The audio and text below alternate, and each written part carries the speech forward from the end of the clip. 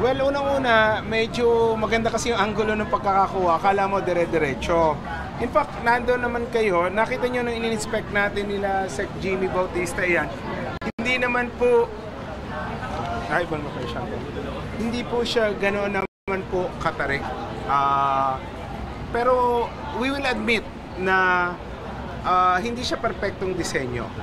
Kung sasabihin mali, hindi po siya mali dahil given the limited space sa height, tsaka yung sa laki ng lugar, ito po lang talaga yung pwedeng mailagay. In fact, nung dinideliberate po namin itong proyekto after consultations with MRT3, na yun nga, binigyan kami ng height restrictions, hindi pwedeng itaas ng sobra yung elevator. Naghanap po kami ng solusyon para maalaw na mas mataas pa.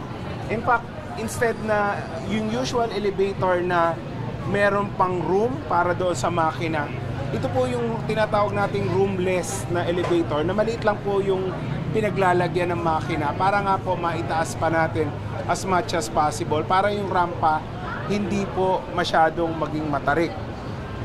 Given that limitations, pinag-usapan po namin whether or not itutuloy pa itong particular na station na ito na kung lalagyan ng elevator dahil nga po limited yung spasyo. At talagang alam mo naman po namin na talagang hindi ideal yung gagawin namin na rampa. In fact, kung makikita nyo, at iyan i-encourage kayong inspect, 5 po yan na nilagyan namin ng ganyan na man lift. Marami naman po dyan hindi ganyan. Kasi nga po, ina-allow nung spasyo na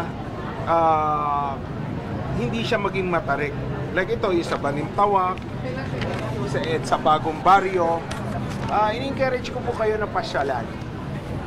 At para makita nyo for yourself, at sa Guadalupe, na hindi po siya matarik. Talagang PWD friendly. Ito lamang pong isang particular na estasyon na ito, pinag-isipan po namin kung maglalagay or hindi. Ang option lang po, ito or wala. So madidefeat naman po yung purpose kung dalawang side merong elevator, pagdating naman sa gitna maghahagdan ka rin. So maaring may challenge ito lalong-lalo na sa mga naka-wheelchair.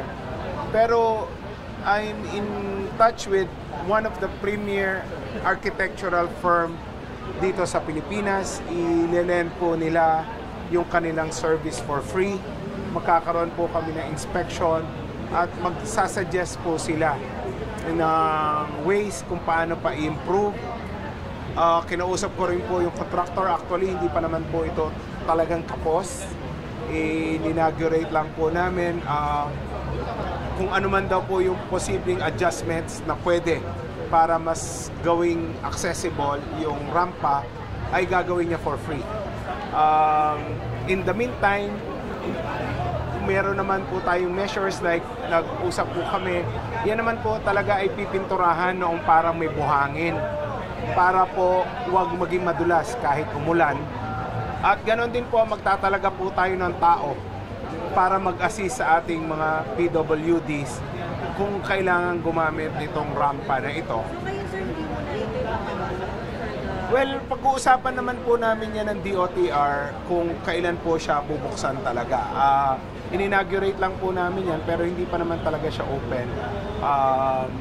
So, gawin po muna siguro namin yung mga improvements na pwede bago po siguro ito buksan tuluyan. Well, may mga architects naman po tayo at sa amin naman pong pag-aaral, I'm not making excuses. Kami po tumatanggap ng kritisismo, suggestions. Kung atin naman po titingnan, ang ating bus transport system ay particularly sa mga naka-wheelchair ay hindi po talaga gano'ng accessible. Wala po tayong, particularly sa bus carousel, wala pa po tayong articulated bus. Yung low, mababa ang flooring, na yung gitna maluag na nakakapasok talaga yung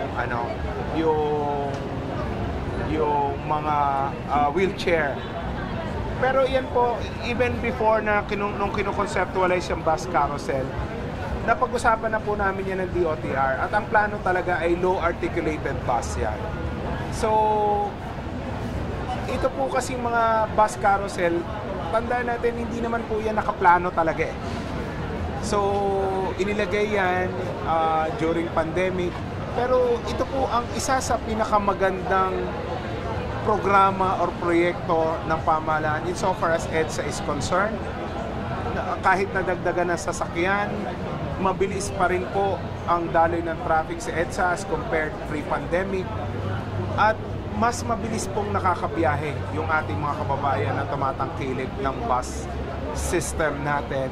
Yung previous na 3 hours, naging 3 hours. Yun lamang po, dahil mabilis po yung pagkaka-implement nitong mga projects na to, inihahabol lamang po natin yung mga infrastruktura. Marami kasi tayong na-receive na suggestion or even reklamo na kawawa yung mga buntis, mga senior citizens na nahihirapan pumanik na hagdan. Kaya po kami ng DOTR nagtulungan na hanapan ng solusyon. It's just that itong particular po na station na ito, may challenge lamang po sa paglalagay nung nasa gitna dahil nga po sa limitation ng height at nung spasyo. Sa buong MRT po kasi, ito yung pinakamababa na above ground. Ito po yung pinakamababang point. At talagang hindi po kami pinayagan na isagad yung pong elevator doon sa may floor ng for safety reasons din po. Kaya nga, iyan po, sinasabi ko nga po, hinanapan pa namin ng paraan yan na kahit mas mahal, na motorless, motor roomless na system yung ating pong ginamit. Ako po ay humihingi ng paumanhin sa ating mga kababayan kung ang impression nyo ay hindi po siya pinag-isipan. Hindi po. Pinag-isipan po namin itong mabuti. Kinonsulta natin yung mga arkitekto natin, mga engineers sa Traffic Engineering Center. Ito na po talaga yung kaya namin gawin given the circumstance at yung situation po ng lugar. At kung may suggestions naman po sila, we welcome it, even criticisms. And again, nag-consult po kami doon sa sa pinakamalaking architectural firm. At kami po ay magpupulong. Baka po may maisip silang paraan. Kasi inisip na rin po namin, kung makikita nyo kasi yan may poste eh. Inisip namin kung we can go around para habaan. Ang problema, lalabas kami sa karsada, which is delikado, hindi safe, baka masagi lang. So, talagang may challenge po talaga yung lugar. So, it's a choice between maglagay kami ng ganyan or alisin completely.